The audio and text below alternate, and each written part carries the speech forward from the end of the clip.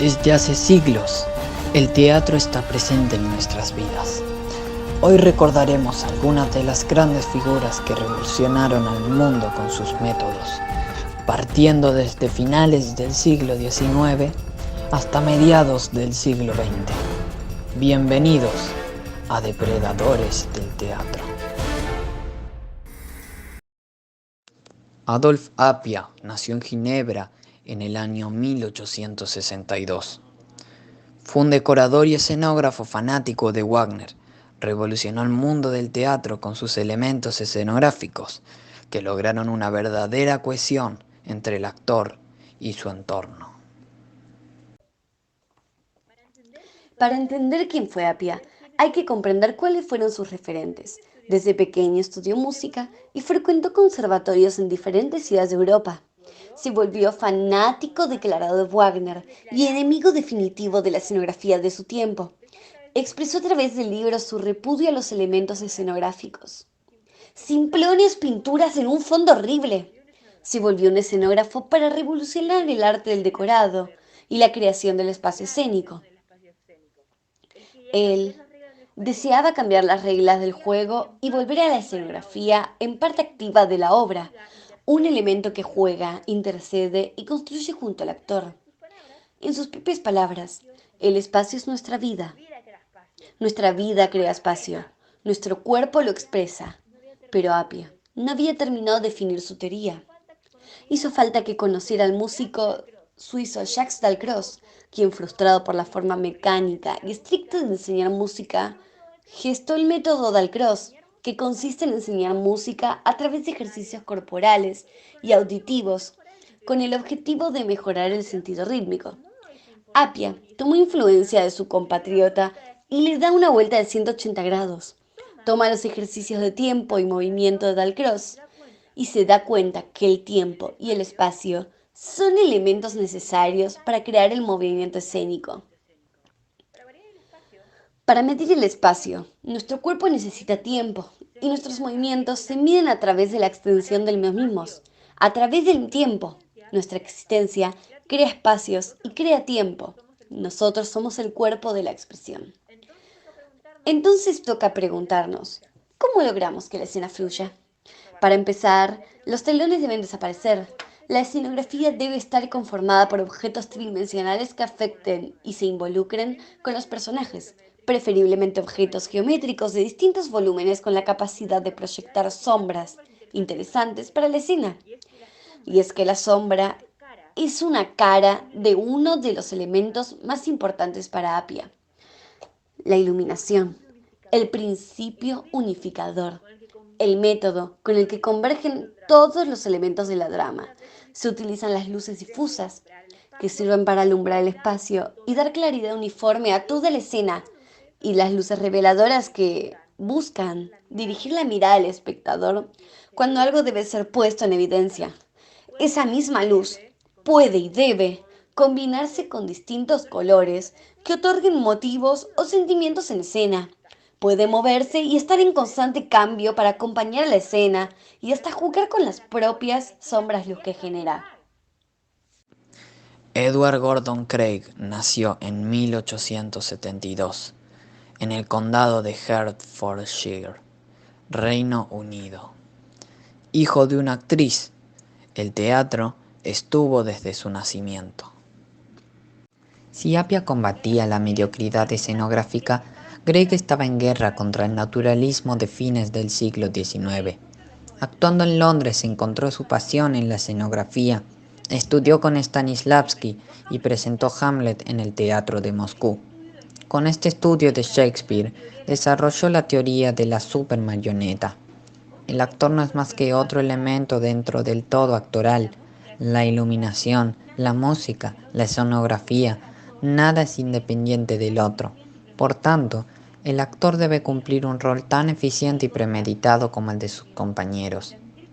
Tiene que controlar sus gestos y movimientos y transmitir con ellos todo lo que no se puede ver a simple vista. Lo que está oculto, el cuerpo lo tiene que mostrar. Craig revolucionó el uso de la iluminación, convirtiéndola en una herramienta para marcar y transmitir el ritmo interno de las obras a través de lo visual y lo simbólico. Craig usaba formas simples en su escenografía, formas geométricas de gran volumen que servían para proyectar sombras que se usaban con pantallas reflejantes. Movió las inútiles candilejas hacia atrás del escenario para que jueguen con distintos efectos como la difuminación y el reflejo de la luz. A través de los juegos, cambios y combinaciones de las sombras, luces y la escenografía, crea un fondo vivo lleno de colores y texturas que dotaban de carácter a la obra. Meyerhold tenía la idea de que es necesario crear un teatro nuevo para el mundo socialista. La libertad creadora supone y sostiene la libertad política. No es necesario vivir el sentimiento en escena, sino expresarlo mediante una acción física. El actor forma parte de un conjunto mucho más amplio de formas plásticas en el escenario. Emielevich Meyerhold nació en 1874 en Penza, Rusia. En 1896 inició su aprendizaje actoral estudiando en la Academia para Actores que dirigían Danchenko y Stanislavski. Ahí es donde conoce también a Anton Chekhov durante los ensayos de La Gaviota. Meyerhold en un principio admira la teoría y los métodos de Stanislavski, pero luego de ver la crítica de Chekhov a las obras de Konstantin, Meyerhold decide buscar alternativas al naturalismo hegemónico. En 1913, Meyerhold establece en San Petersburgo su propio estudio de experimentación teatral, inspirando por el actor Siciliano Grasso. Meyerhold desarrolla las primeras formas del concepto de la biomecánica. Es así que el 25 de abril de 1925 presenta públicamente por primera vez el concepto de biomecánica en un montaje teatral con la obra El Magnífico Cornudo, que sería el punto de partida de toda una nueva cultura y concepción del teatro. Hubo mucha controversia y decisión luego de las funciones de esta obra, pero mucha gente admiró la manera en que los actores utilizaban su expresividad y el ritmo del cuerpo. Se presentó la idea de que las expresiones y los movimientos del actor podrían crear una partitura del cuerpo como base para la actuación. La biomecánica no es solo un objetivo de entretenimiento. Lo fundamental para Meyerhold era la idea de que en el proceso de accionar a través del fisiológico externo se llega o se alcanza un momento interno. Además de la biomecánica, Meyerhold crea la teoría que denomina el teatro triángulo.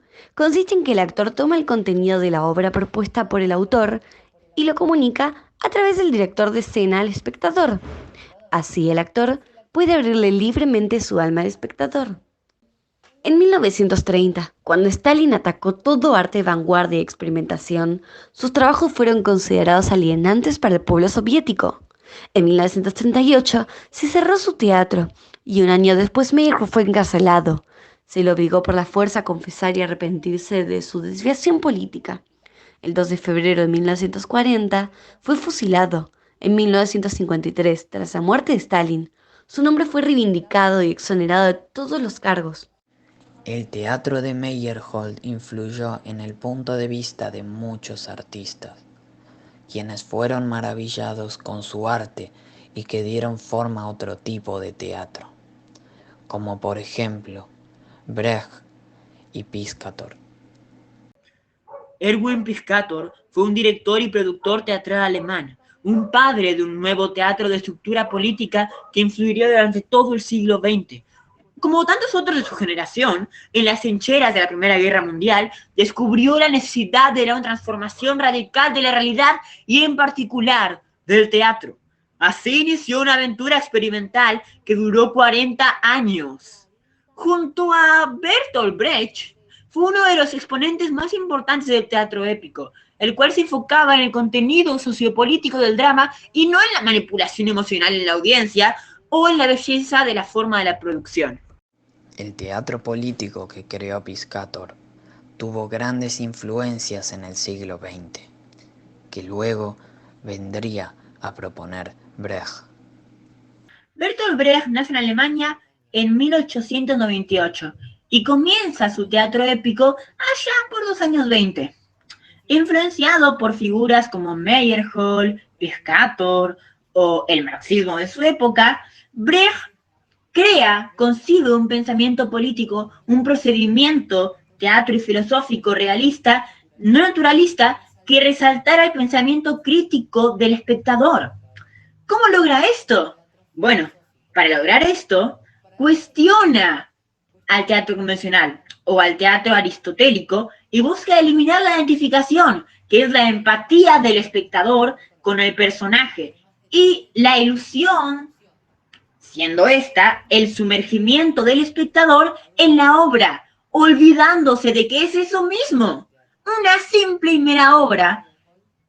Brecht considera que este teatro tradicional genera un espectador acrítico, un generador bobo, tonto, incapaz de pensar más allá de la historia que cuentan los personajes, incapaz de entrever los simbolismos y lo que realmente puede querer representar de mil formas distintas. Eso lo logra con el efecto de este distanciamiento. Y lo voy a explicar en 3 tipos de métodos. Primero, lo forma con la dramaturgia, eliminando el efecto de la intriga, spoileando la trama, es decir, contando los acontecimientos finales al principio de la obra, ya sea con carteles o un narrador. Además de crear obras con escenas independientes unas de las otras, sin vincular las acciones. Luego logra, con la espacialidad, recordar el carácter ficcional del acontecimiento.